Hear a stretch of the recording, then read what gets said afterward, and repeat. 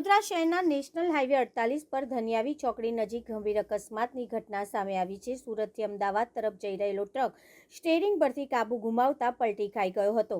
માહિતી મુજબ અચાનક આવેલા વાવાઝોડાના કારણે રસ્તા પર વીજ થાંભલો પડી ગયો હતો।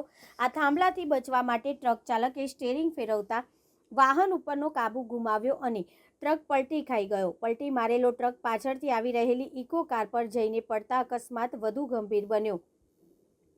આ ઘટનામાં ટ્રક ચાલક અને ઇકો કાર ચાલક બંનેને ઈજાઓ પહોંચી હતી। અકસ્માત થતાં જ વિસ્તારમાં અફરાતફરીનો માહોલ સર્જાયો હતો। સ્થાનિક લોકો તરત જ મદદ માટે દોડી આવ્યા હતા અને ઇમરજન્સી સેવાઓને જાણ કરવામાં આવી હતી।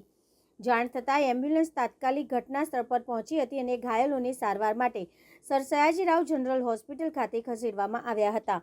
ઘટનાની જાણ થતાં પોલીસ પણ ઘટના સ્થળ પર પહોંચી તપાસ શરૂ કરી છે। સમગ્ર બનાવના સીસીટીવી ફૂટેજ પણ સામે આવ્યા છે, જેના આધારે પોલીસે વધુ તપાસ હાથ ધરી છે। कैसे एक्सीडेंट हुआ? रोड से बड़ौदा ही जा रहे थे फोकस में।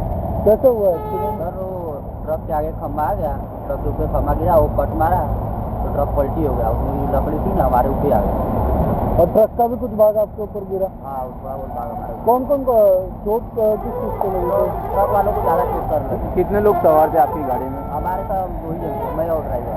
किसी को लगा है कुछ जान आने ड्राइवर कुछ? को थोड़ा बहुत लगा है। क्या नाम है आपका? मेरा शिव शक्ति पटेल। शिव शक्ति शिव शक्ति पटेल। पटेल।